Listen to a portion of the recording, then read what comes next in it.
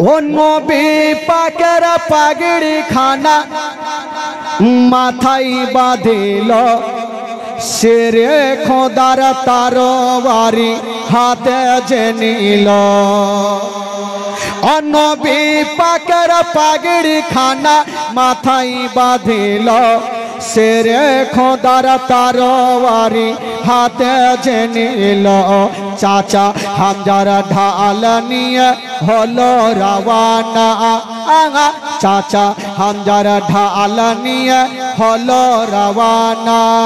আব্বা ছেড়ে যেও না গো, আব্বা রেখে যেও না। জোরে বলুন সুবহানাল্লাহ। ইমাম হোসেন বলল, আমার আহালিয়ারা রে, এবার আমাকে তোমরা খুশি মনে বিদায় দাও, আমি যাব যুদ্ধের ময়দানে। আহালিয়ারা কাঁদতে লাগলেন, হুজুর আপনাকে আমরা যেতে দেব না। বলল কেন?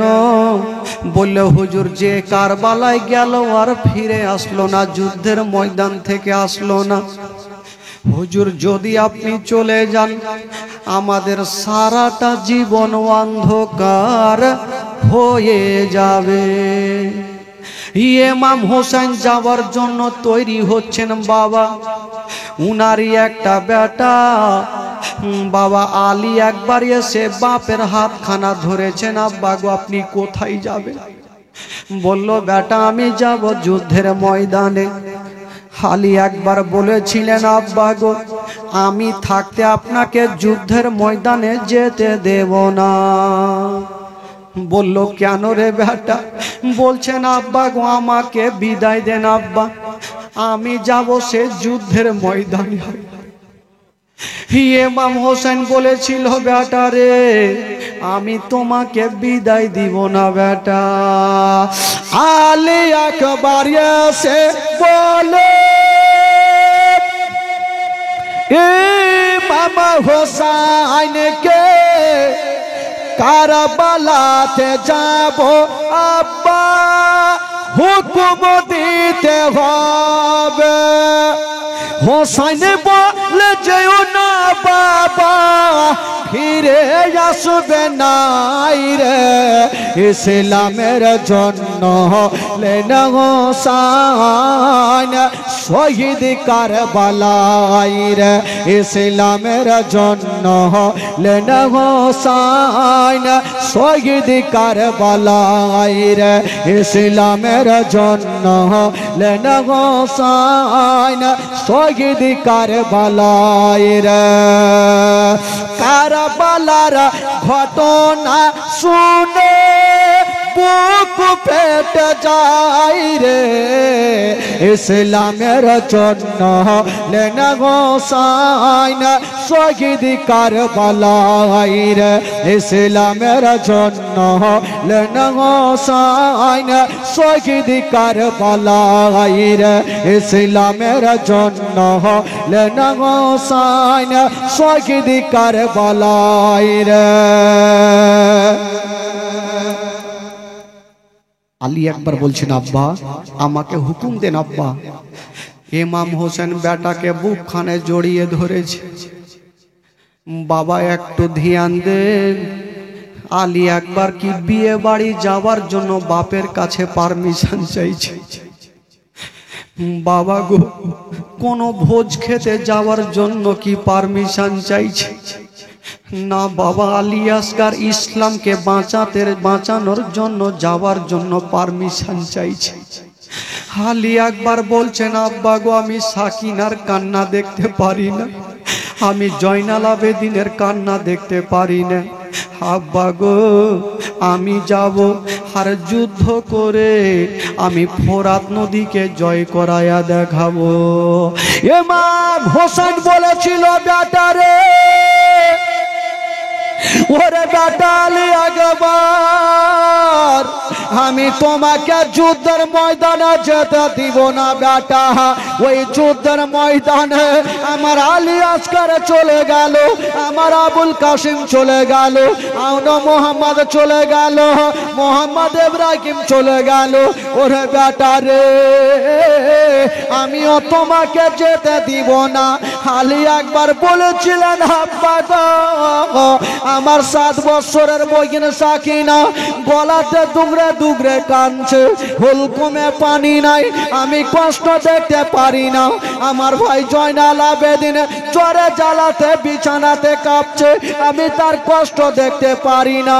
আব্বা গো আমাকে হুকুম দেন আব্বা, আমি যাব আর দুশমনদের সঙ্গে মোকাবিলা করব। ইমাম হোসেন বলেছিল না রে বেটা যেতে দিব না। আলী আকবর যখন বারবার করে বাপকে বলল, ইমাম হোসেন তখন বলেছিল বেটা ঠিক আছে যাও, তবে একটু সাবধানে যেও। আলী আকবরকে সুন্দর করে পোশাক পরাচ্ছেন বাবা, সুন্দর করে পোশাক পরাইয়া হাতে তরবারি দিয়া আলী আকবর যাবার জন্য বাবা দুলদুলে চেপে গেল। যেমনই দুলদুলে চেপে গেছে মা আলী আকবর যেমনই দুলদুলের লাগামটা ধরে টান দিচ্ছেন বাবা, হঠাৎ করে ওই যে ঘরের বেড়ার ভিতরে 7 বছরের বহিন সাকিনা ছিল। মা গো সাকিনার কি দুঃখ হয়েছিল মা। 7 বছরের বহিন সাকিনা দৌড়াতে দৌড়াতে চলে গেল, আলী আকবরের সামনে দাঁড়িয়ে গেল। আলী আকবরের সামনে দাঁড়িয়ে গেল। আলী আকবর বলছে বহিন সাকিনা বলো তুমি আমার সামনে কেন দাঁড়ালে? বলছে দাদা গো একটা কথা বলবো। ভাইরা দেখবেন যখন কোনো ভাই বিয়ে করতে যাবে গো, ছোট্ট বহিন কিছু পাওয়ার আশাতে ভাইয়ের সামনে দাঁড়িয়ে যাবে, ওই ভাই হয়তো ছোট্ট বহিনকে কিছু টাকা পয়সা দিয়ে যাবে। সাকিনা বলছে দাদা গো আজকে তুমি দুলহা সেজে যাচ্ছ দাদা গো বলো এই আদরের বহিনটাকে কি দিয়ে যাবেন? এই কথা বলতে নেই আলী আকবর ডুগরে ডুগরে কাঁদতে আলী আকবর ডুগরে ডুগরে কাঁদতে লাগলো। আল্লাহ আমার বহিন সাকিনা আমার কাছে আবদার করেছে, আমি কি দিয়ে যাব? আলী আকবর বলছে বহিন সাকিনা রে আজকে তুমি আমার কাছে চেয়েছো বহিন, আমি কোনোদিন তোমাকে না দিয়ে এক কদম আগে বাড়াইনি, তবে বহিন আজকে কেমন করে খালি হাতে পাঠাবো? বহিন তোমাকে কিছু আজকে দিয়ে যাব, তবে বহিন তোমাকে টাকা দিতে পারবো না, তোমাকে নতুন জামা দিতে পারবো না। বহিন তুমি তোমার ওড়নাটাকে আমার সামনে তুমি বিছিয়ে দাও। ছোট্ট 7 বছরের সাকিনা ভাবছে দাদার কাছে কোনো উপহার পাবো। ছোট্ট বহিন সাকিনা নিজের ওড়নাখানাকে নিয়ে দাদার সামনে রেখে দিয়েছেন। আলী আকবর কাঁদতে কাঁদতে বাবা ওড়নার দিকে দেখে চোখ থেকে 2টা ফোঁটা পানি সেই কোঁচ হাতে দিয়ে দিলেন আর বলছেন বহিন সাকিনা রে এই 2 ফোঁটা চোখের পানি ছাড়ার তোমাকে কিছু দেওয়ার মতো আমার কাছে নেই। ছোট্ট বহিন সাকিনা ওই চোখের পানি খানা সামনে নিয়ে বাবা গো খিমার মধ্যে গিয়ে কাঁদতে লাগলো। ইমাম আলী আকবর বলছেন আব্বা গো আমি চললাম, আব্বা গো আমার জন্য দোয়া করবেন। ইমাম হোসেন বলেছিল বেটা রে ওরে বেটা আলী আকবর যাচ্ছ যাও বেটা, তবে তুমি যুদ্ধের ময়দান থেকে পালিয়ে আসবে না, পালিয়ে আসিও না বেটা।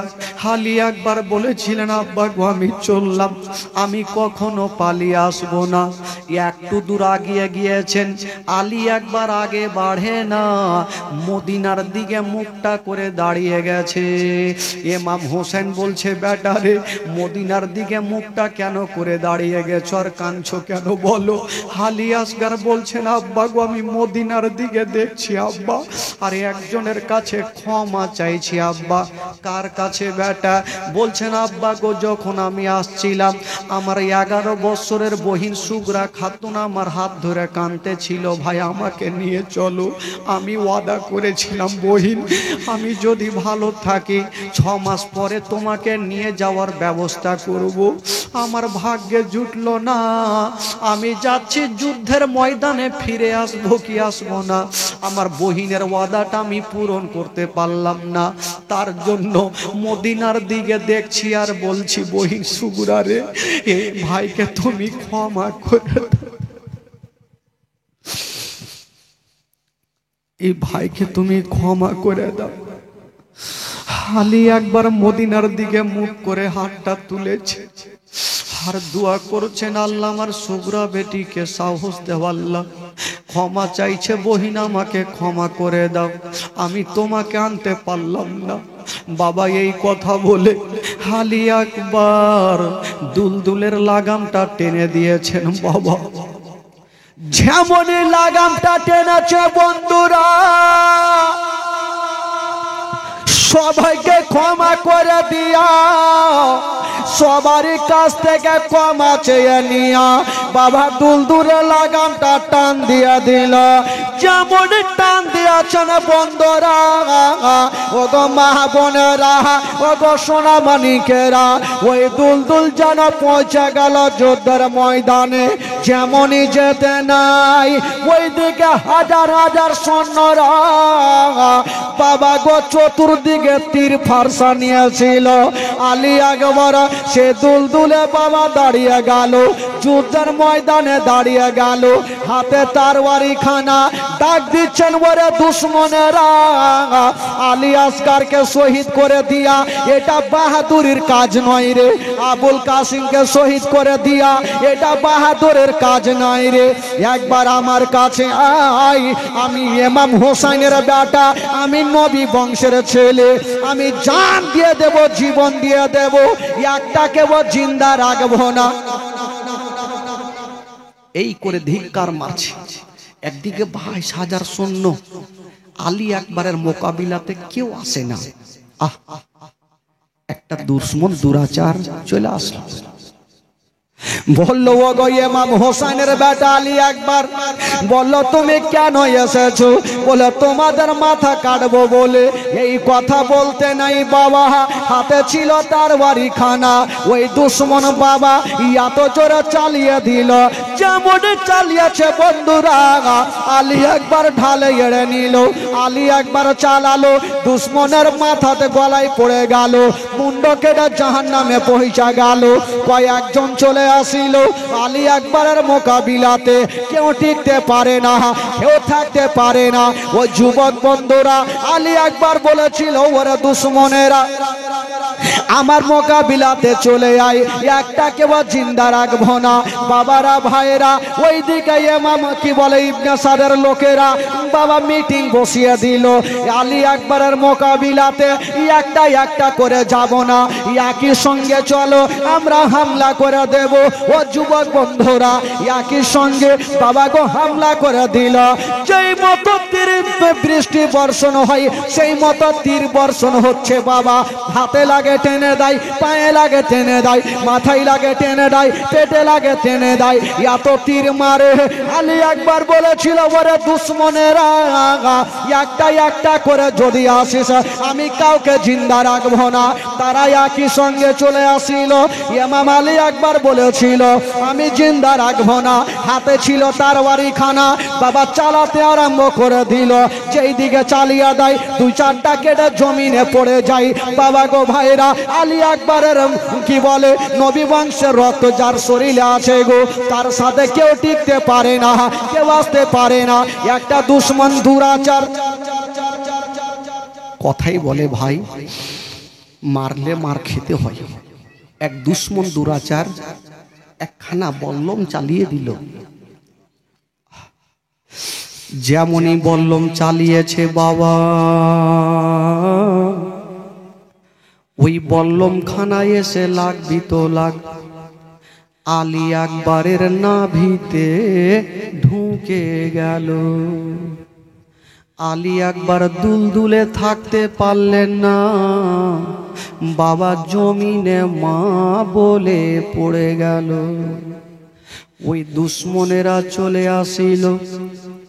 দুশ্মনেরা বলল এক কাজ করো, আলী আকবরকে জিন্দা রাখা যাবে না, কারণ আলী আকবরের চেহারা আমার নবীর মতো দেখতে ছিল। আলী আকবরকে নিশানি থেকে মিটিয়ে দেব, নবীর নিশানিকে রাখা যাবে না। ওই দুশ্মন দুরাচারেরা বাবা গো ওই আলী আকবরের ওপরে ঘোড়া চালিয়ে দিয়েছেন বন্ধুরা। যেমনই ঘোড়া চালিয়েছেন বাবা 22,000 সৈন্য একজনের লাশের ওপর দিয়ে যদি যাই বাবা, বলুন তার অবস্থা কি হতে পারে। আলী আকবরের ওপর দিয়ে দুলদুল চালিয়ে দিল বাবা গো। যেমনই চালিয়েছে হাত কেটে হাতের মাংসগুলা একদিকে গেল, মাথার মগজগুলা একদিকে গেল, বডি হার পাসলি পাসলি হয়ে চতুর্দিকে ছিটিয়ে গেছে, কোনো নিশানি নাই। বেরাদার বন্ধুরা, ইমাম হোসেন দৌড়াতে দৌড়াতে গেল। যেমনই গিয়েছেন বাবা আলী আকবরকে দেখা যায় না, শুধু চতুর্দিকে মাংস মাংস পড়ে আছে। ইমাম হোসেন বেটার মাংসগুলাকে কুড়াচ্ছে, হাতখানাকে কুড়াচ্ছে, পাখানাকে কুড়াচ্ছে, মাংসগুলাকে কুড়িয়ে কুড়িয়ে একটা জায়গাতে জমা রেখেছে। বলুন বাবা, নিজের বেটার অবস্থা দেখে যদি কোনো বাপ সহ্য করতে পারবে না। ইমাম হোসেন বাবা গো সমস্ত দেহকে এক জায়গাতে করে বাবা গো গামছাতে করে খিমার মধ্যে নিয়ে গেল। যেমনই নিয়ে যাওয়া হইল, ডাক দিচ্ছেন, বিবি আমার আলী আকবরকে আমি তোমার কাছে এনেছি। বিবি সাহেবা বলল, স্বামী গো কই আমার বেটাকে একবার আমার কোলে দাও। বাবা গো মা যেমনই আঁচলখানা পেতেছে, ইমাম হোসেন সমস্ত হাড় হাড্ডি পাসলি বিবির কোঁছাতে দিয়ে দিল। ইমাম হোসেনের বিবি আলী আকবরের মা বেটার হাড্ডি পাসলি গুলা দেখে বলুন মায়ের অবস্থা কি হতে পারে, কাঁদতে আরম্ভ করেছে। ইমাম হোসেন বলল, বিবি আমার কান্দিও না, কপালে যেটা লেখা আছে সেটা হবে। দাও বেটাকে দাও, আমি নিয়ে যাব কারবালায় দাফন করব। বাবা গো ইমাম হোসেন রাদিয়াল্লাহু তাআলা আনহু বেটার ওই হাড় পাসলি গুলাকে নিয়ে গেল, আর কারবালায় কবর তৈরি করা হইল, আর সেই জায়গাতে দাফন করা হলো। ও বেরাদার বন্ধুরা, ইমাম হোসেন কেমন করে সহ্য করবেন বাবা, সবুরের পাহাড় হয়ে, সবুরের পাহাড় হয়ে আছে। কত লাশকে নিয়ে আসবে আর দাফন করবে, একের পর এক লাশকে নিয়ে আসছেন আর কারবালাতে দাফন করছেন। ইমাম হোসেন বলল, না আমার আর কেউ নাই, এবার আমাকে যেতে হবে যুদ্ধের ময়দানে। বাবা ভাই মাগো এবার শুনেন মা, শেষ ঘটনা, ইমাম হোসেন যুদ্ধের ময়দানে যাবেন। ভাই আসুন একবার জোরে সোরে আগে দুরূদ পাক পড়ুন, গোটা মাজমা পড়ুন, আল্লাহুম্মা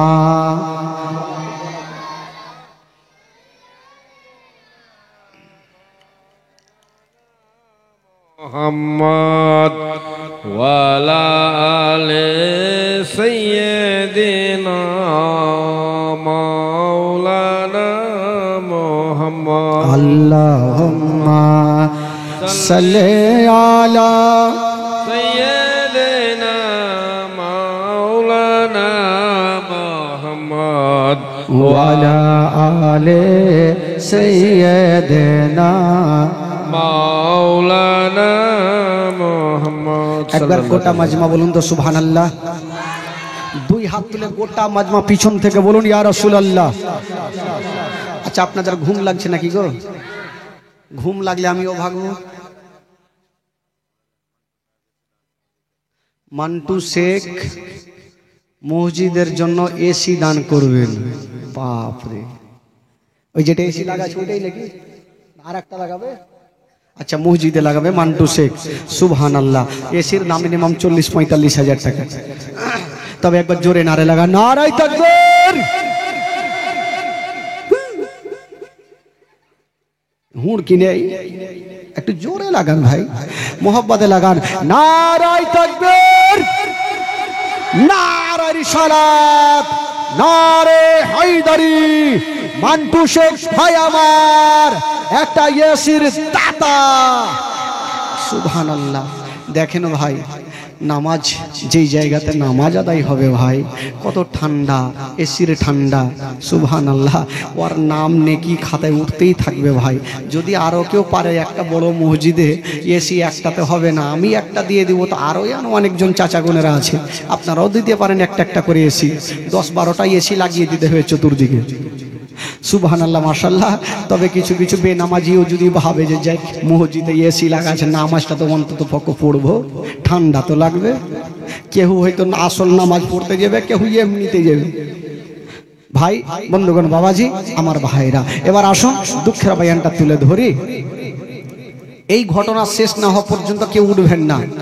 খালা যাই না, খালা গেল শুনালেন খালা। ইমাম হুসাইন এবার আহালিয়াদেরকে বললে, বললাম ওরা আমার আহালিয়ারা, এবার আমাকে তোমরা খুশি মনে বিদায় দাও। ইমাম হোসেন বলেছিল, বেটা জয়নাল আবেদিন, ওরে বেটি সাকিনা, ওরে বহিন জাইনাব, আমাকে তোমরা খুশি মনে বিদায় দাও। আহালিয়ারা বলতে লাগলেন, ও গো মা ফাতেমার বেটা হোসাইন, আমরা আপনাকে যুদ্ধের ময়দানে যেতে দিব না। বলল কেন? বলল এই জন্য দেব না, যুদ্ধের ময়দানে গিয়ে যে গেল ঘুরে এলো না, আপনাকেও আমরা যেতে দেব না। হুজুর আপনাকে যেতে দিব না হুজুর, আপনি যাবেন না। ইমাম হোসেন বলেছিল, না রে বেটা, আমাকে যুদ্ধের ময়দানে যেতে হবে। আমি যতক্ষণ যাব না ততক্ষণ যুদ্ধ থামবে না। আহালিয়ারা বলতে লাগলেন, হুজুর আপনি ছাড়া আমাদের কেউ নাই, আপনাকে যেতে দিব না। আবুল কাসিম চলে গেল, আওনা মোহাম্মদ চলে গেল, আলী আকবর চলে গেল, আপনাকে আমরা যেতে দিব না। ইমাম হোসেন বলেছিল, আমার আহালিয়ারা তোমরা একটা কথা মনে রাখিও, আমি যতক্ষণ পর্যন্ত ওই যুদ্ধের ময়দানে যাব না ততক্ষণ পর্যন্ত যুদ্ধ থামবে না। আমি যতক্ষণ না যাব ততক্ষণ যুদ্ধ থামবে না, আমাকে যেতে দাও। কত কথা বলবো বাবা। 22 বছরের বেটা জয়নাল আবেদিন জ্বরে জ্বালাতে কাঁপতে কাঁপতে বাপের হাতখানা ধরেছেন। আব্বা আব্বা আপনি কোথায় যাবেন? আব্বা বলল, বেটা যাব যুদ্ধের ময়দানে। জয়নাল আবেদিন বলছেন, আব্বা আমি থাকতে আপনাকে যেতে দিব না। বলছেন, আব্বা গো আমি থাকতে আপনাকে যেতে দিব না, আব্বা গো আমি যাব যুদ্ধের ময়দানে। ইমাম হোসেন বলেছিল, বেটা রে তোমাকে যেতে হবে না বেটা, যদি তুমি চলে যাও হোসাইনি সিলসিলা মিটে যাবে বেটা। ইমাম হোসেন বলেছিল, বেটা রে, ওরে বেটা জয়নাল আবেদিন তুমি যদি চলে যাও বেটা তবে হোসাইনি সিলসিলা মিটে যাবে বেটা, আমি তোমাকে যেতে দেব না, তুমি থেকে যাও বেটা। তবে একটা কথা শোনো, ওরে বেটা জয়নাল আবেদিন, এই যে আমার বেটি সাকিনা থাকলো, তোমার মা থাকলো, তোমার বহিনেরা থাকলো, তুমি দেখভাল করিও।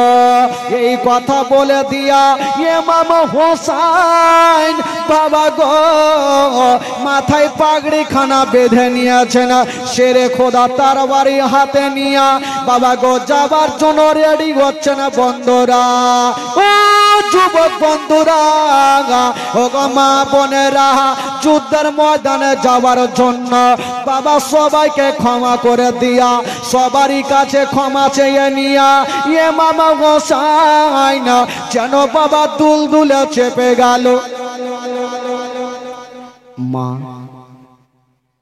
একটু শুনেন মাগো, ইমাম হোসেন দুলদুলে চেপে গেছে ভাই। আহ, সবাই দেখতে আছে, জয়নাল আবেদিন দেখছে, শহর বানু দেখছেন, জাইনাব দেখছেন, উম্মে কুলসুম দেখছে। আজকে মা ফাতেমার বেটা হোসাইন যাচ্ছে যুদ্ধের ময়দানে। আল্লাহ ঘুরে আসবে কি আসবে না, সবাই দেখছেন আর কাঁদছে। ইমাম হোসেন বলেছিল, আমার আহলিয়ারা তোমরা চোখের পানি ফেলিও না, তোমরা কান্দিও না, তোমরা আল্লাহর কাছে দোয়া করো আমি যেন যুদ্ধের ময়দানে কামিয়াব হতে পারে। ও যুবক বন্ধুরা, হায়রে ইমাম হোসেন রাদিয়াল্লাহু তাআলা আনহু বাবা গো সবাইকে ক্ষমা করে দিয়া, সবারই কাছে ক্ষমা চেয়ে নিয়া দুলদুলের লাগামটা টান দিচ্ছেন বাবা। যেমন টান দিচ্ছেন বন্ধুরা, ওই দুলদুল পাথরের মতো দাঁড়িয়ে গেল। ওই দুলদুল এক কদম আগে বাড়াই না। দুলদুল পাথরের মতো দাঁড়িয়ে গেল, এক কদম আগে বাড়াই না। কেন জানেন?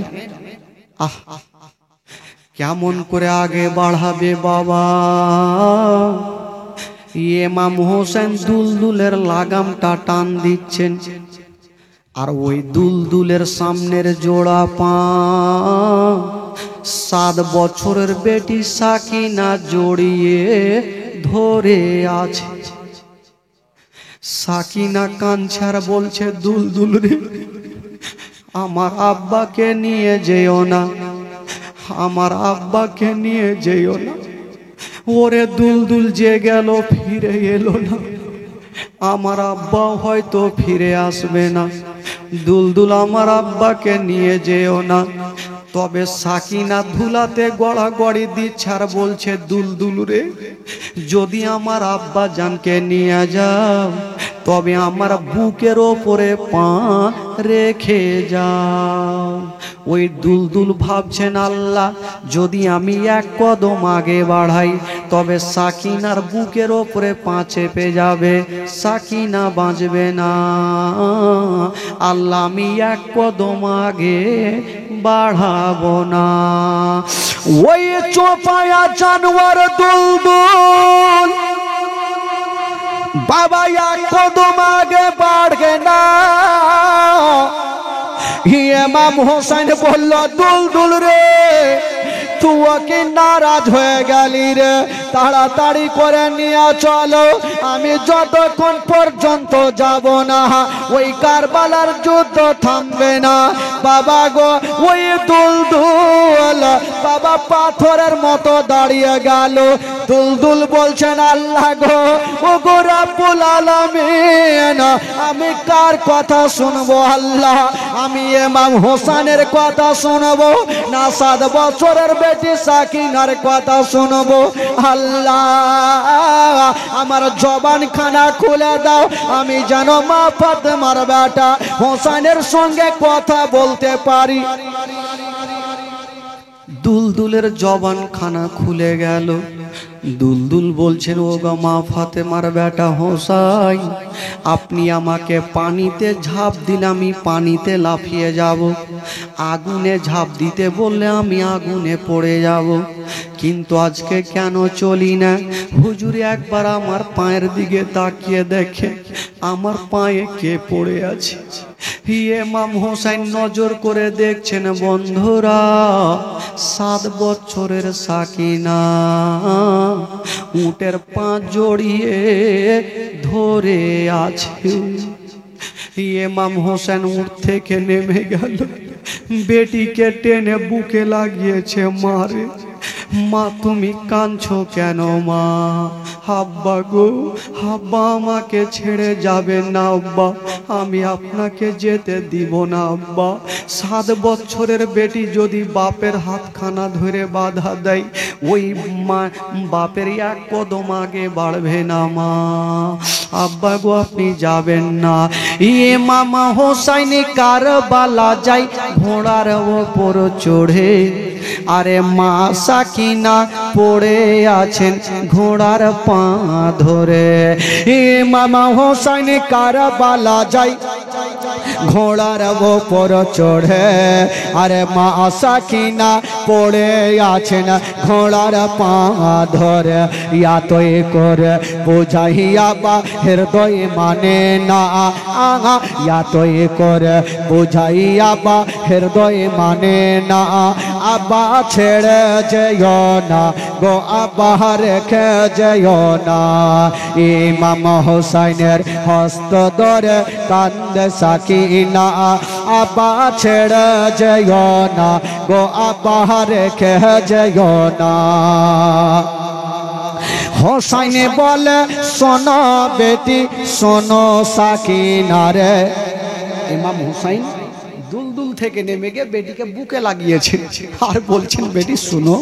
কবি লিখেছেন বাবা, হোসাইন বলে শোনো বেটি শোনো সাকিনা রে, কারবালাতে যাব বেটি বাধা দেশে না রে। হোসাইন বলে শোনো বেটি শোনো সাকিনা রে, কারবালাতে যাব বেটি বাধা দেশে না রে। আমি না গেলে বেটি যুদ্ধ থামবে না, আমি না গেলে বেটি যুদ্ধ থামবে না। বেটি বাধা দিও না গো, বেটি বাধা দিও না। ইমাম হোসাইনের হস্ত ধরে কান্দে সাকিনা, আব্বা ছেড়ে যেও না গো, আব্বা রেখে যেও না। ও যুবকেরা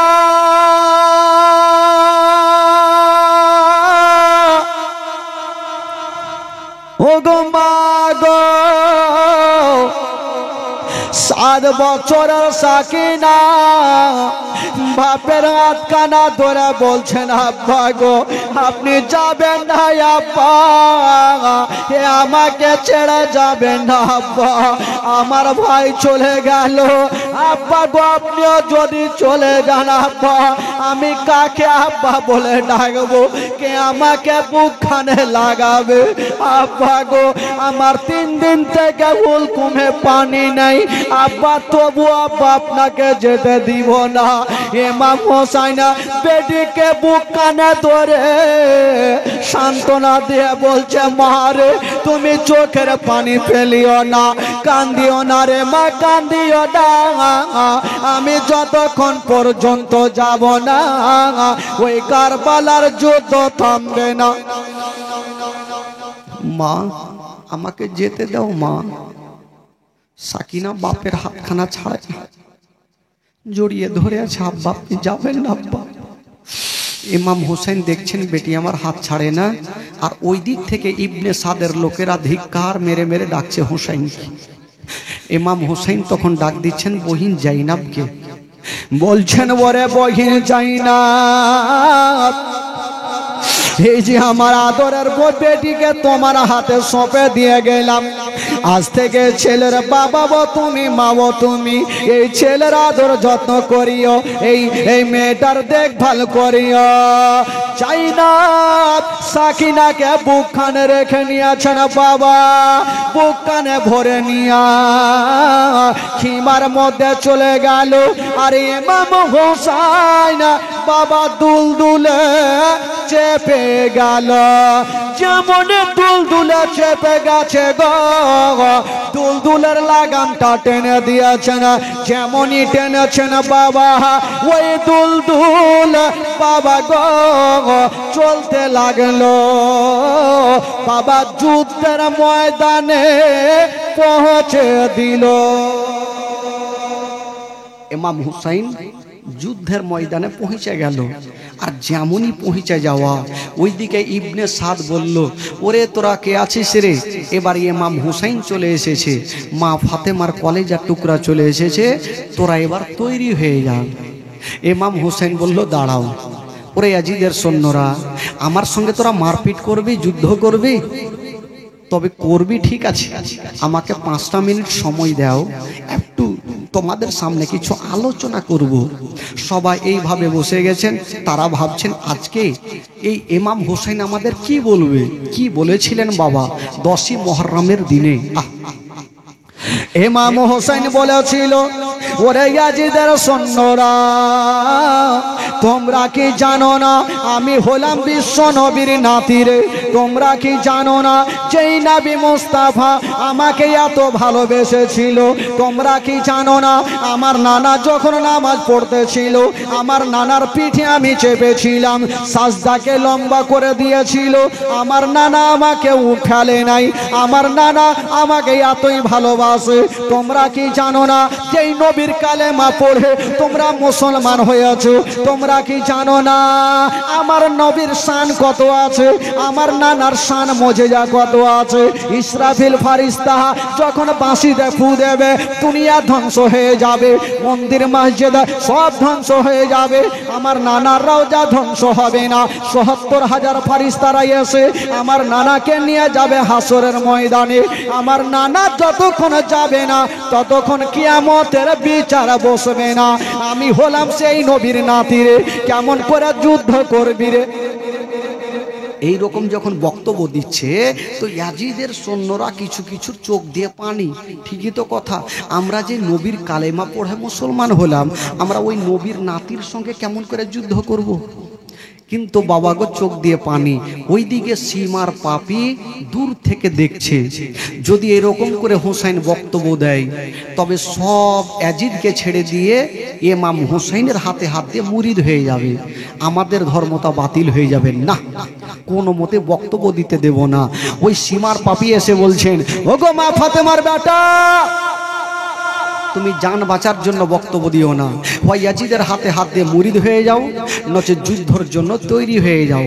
ইমাম হোসেন বলেছিল, ওরে শয়তানেরা রে, আমি জান বাঁচার জন্য বক্তব্য দিই না, আমি রাস্তা খুঁজি না, আমি এই জন্য বক্তব্য দিচ্ছি রে, কাল হাসরের মাঠে তোমরা যেন বলতে না পারো যে হোসেন যদি আমাদের বুঝাতো আমরা ইমাম হোসেনের হাতে হাত দিয়ে মুরিদ হতাম, আমরা ইয়াজিদকে মানতাম না, এই জন্য তোমাদের বুঝিয়ে দিলাম। তারা বলল, না তোমার কথা শুনবো না, যুদ্ধের জন্য তৈরি হয়ে যাও। কথা বলতে নাই বাবা, 10ই মুহররমের দিনে, মা শুনেন মা, 10ই মুহররমের দিনে ইমাম হোসেনের হাতে ছিল তরবারিখানা। বাবা সঙ্গে সঙ্গে এই কথা বলতে নাই, যুদ্ধ শুরু হয়ে গেল।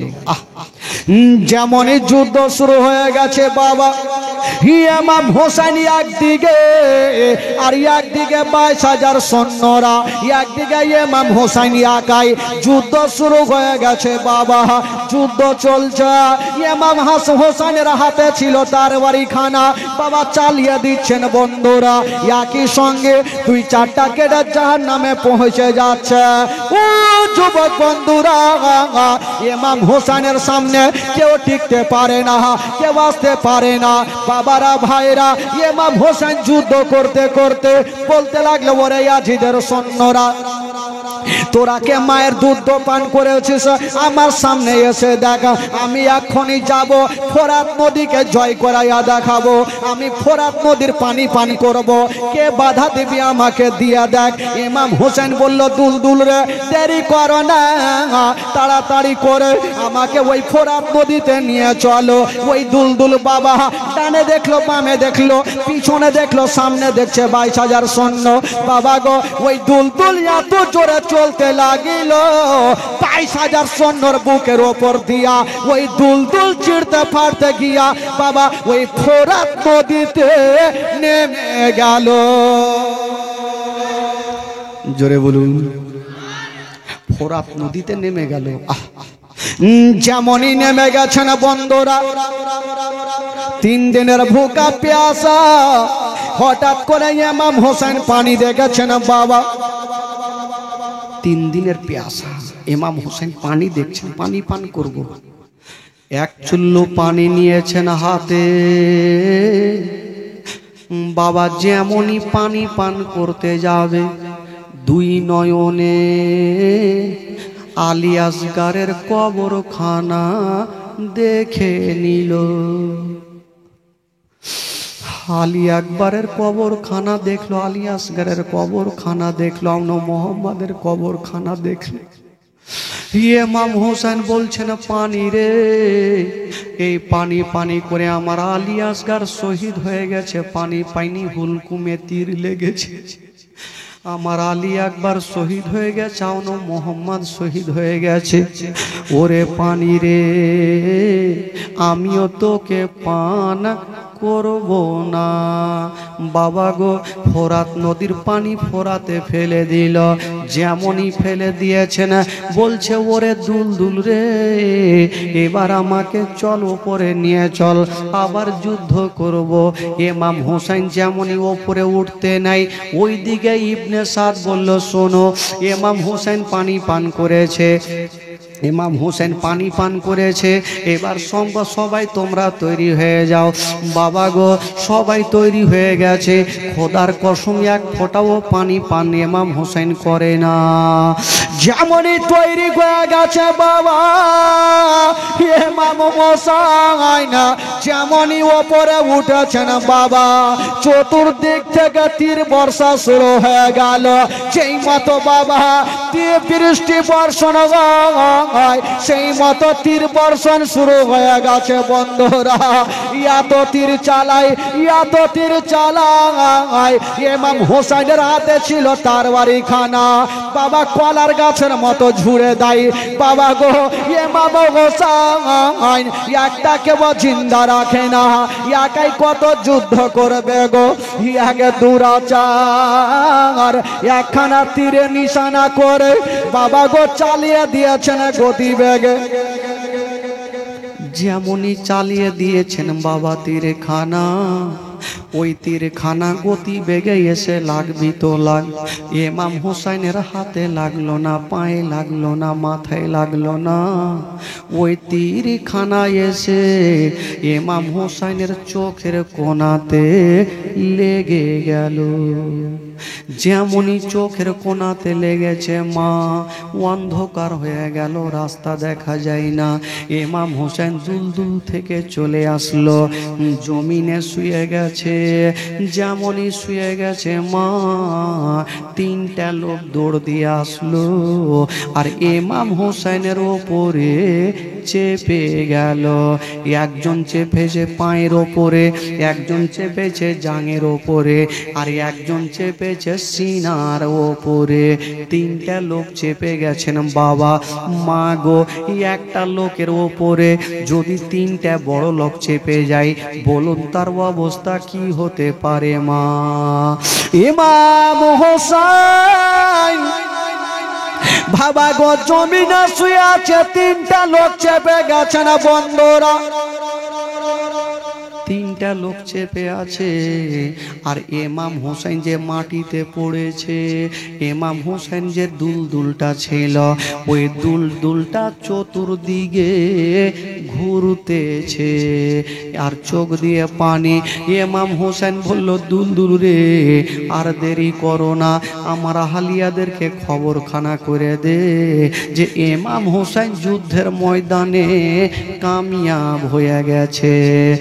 যাও রে দুলদুল, কইও রে খবর আমার আহলিয়া যেন আর কান্দে না।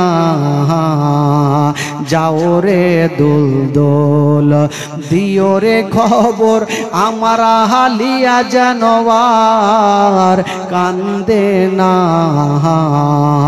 মনের দুঃখ মনে রইল দুলদুল, মনের দুঃখ মনে রইল, মদিনা যাওয়া হলো না। ওহে দুলদুল রে, আমার আহলিয়াদেরকে খবরখানা করে দে। ওই দুলদুল বাবা চতুর্দিকে ঘুরছে বন্ধুরা, আর ওই তিনটা লোক ইমাম হোসেনের উপরে চেপে গেছে না বাবা।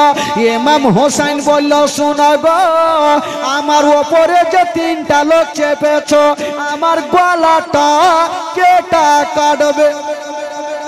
আচ্ছা, তোমরা যে তিনটা লোক আমার উপরে চেপেছ, আমার গলাটা কে কাটবে? যেই লোকটা সিনার ওপরে বসেছিল, ওই লোকটা বলছেন ওগো মা ফাতেমার বেটা হোসেন, আমি ছাড়া তোমার গলা কেউই কাটতে পারবে না। ইমাম হোসেন বলেছিল এক কাজ করো, তবে তোমার সিনার বুটামটাই একবার খোলো। বলল কেন? আমার নবী বলেছিল আমার নাতিরে, তোমার গলাটা যে ব্যক্তি কাটবে তার সিনাতে একটা লম্বা শিগরি দাগ থাকবে। বলে তোমার জামাটা খোলো। যেমনই জামাটা খুলেছেন বাবা, ঠিকই দেখছেন সিনাতে লম্বা শিগরি দাগ। ইমাম হোসেন বলল ভাই রে, তুমি ঠিকই বলেছ, তুমি ছাড়া আমার গলা কেউই কাটতে পারবে না। তবে ভাইরে শোনো, তুমি তো গলা কাটবে। বাবা গো, যেই লোকটা সিনাতে বসেছিল সেই লোকটার নাম হইল সীমার পাপি। বাবা গলাই বসে কি বলে সিনাতে বসে গেছে। ইমাম হোসেন বলল শোনো ও গো সীমার, আচ্ছা আগে বলো এখন টাইম কটা বাজে? তখন তো ঘড়ি ছিল না। বাবা সীমার কানটা খাড়া করে দেখছে শুক্রবারের দিনে বাবা জুমার আজান হচ্ছে। সীমার পাপি বলল গো মা ফাতেমার বেটা হোসাইন, এখন জুমার আজান হচ্ছে। ইমাম হোসেন বলল সীমার রে, আমাকে 5টা মিনিট সময় দাও, আমি নামাজ আদায় করব। আমার মার নামাজ কাজা নেই, আমার বাপের নামাজ কাজা নেই, দাদার নামাজ কাজা নেই, আমি আমার সাদা খাতাতে লাল কালির দাগ পড়তে দেব না। সীমার বলল না, তোমাকে নামাজ পড়তে দেব না। ইমাম হোসেন কেতাবে লিখছেন বাবা পাছড়া পাছড়ি করে ইশারা ভাবে ইমাম হোসেন 2 রাকাত নামাজ আদায় করলেন। বাবা গো, যেমনই নামাজ পড়েছেন বাবা আল্লাহর কাছে দোয়া করছেন, আল্লাহ আমি ভালো করে নামাজ আদায় করতে পারলাম না, যেইভাবে পড়লাম আল্লাহ আমার নামাজটাকে তুমি কবুল করে নিও। বাবা গো, এই কথা বলতে নাই। এবার ইমাম হোসেন বলল ওরে সীমার রে, এবার তুমি ছোরা চালাও। ওই সীমার পাপি বাবা ছোরাখানা নিয়া ইমাম হোসেনের গলাতে চালাতে আরম্ভ করেছে। যেমনই চালাচ্ছে বাবা গো, ইমাম হোসেনের গলা কাটে না। বাবা গো, যেমনই গলা কাটে না, সীমার বাবা ছোরাখানাকে চালিয়ে দিল। ছোরাখানা বাবা গো ওই পাথরে পড়েছে, পাথর পর্যন্ত 2 খণ্ড হয়ে গেল। সীমার ভাবছেন জানি না ইমাম হোসেনের গলা যেই ছোরাতে কাটে না, ওই ছোরা পাথর পর্যন্ত 2 খণ্ড করে দিল। জিজ্ঞেস করছেন ও গো মা ফাতেমার বেটা হোসেন, আপনার গলাটা কেন কাটে না? ইমাম হোসেন বলেছিল সীমার রে, যেই জায়গাতে তুমি ছোরা চালাচ্ছ কিয়ামত পর্যন্ত যদি চালাও আমার গলা কাটতে পারবে না। বলল কেন? কারণটা কি বলো? বলেছিল সীমার রে, যেই জায়গাতে তুমি ছোরা চালাচ্ছ ওই জায়গাতে আমার নানা চুমা দিয়েছে। যে জায়গাতে তুমি ছোরা চালাচ্ছ আমার নানা সেই জায়গাতে চুমা দিয়েছে রে, বলে ছোরা কাজ হয় না। তাহলে মা ফাতেমার বেটা হোসেন তবে কোথায় ছোরা চালাবো? ইমাম হোসেন দেখে দিচ্ছে শোনো, তুমি একটু ওপরের দিকে ছোরা চালাও, ছোরা কাজ করে যাবে।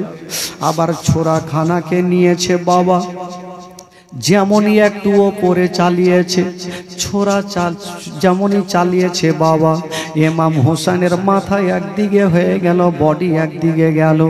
সকলে পড়ুন ইন্না লিল্লাহি ওয়া ইন্না ইলাইহি রাজিউন। বাবা গো, 10ই মুহররমের দিনে ইমাম হোসেন কারবালায় শহীদ হয়ে গেল।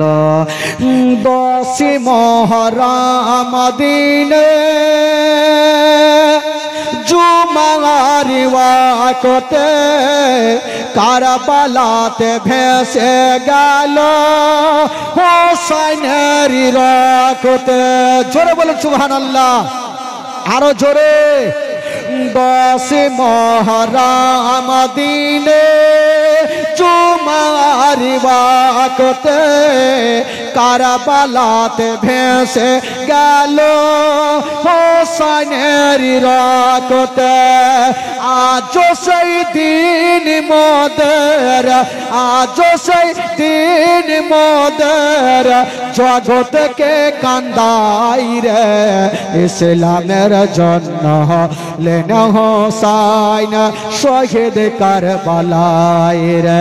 ইসলামের জন্য হলেন হোসেন শহীদ কারবালায় রে।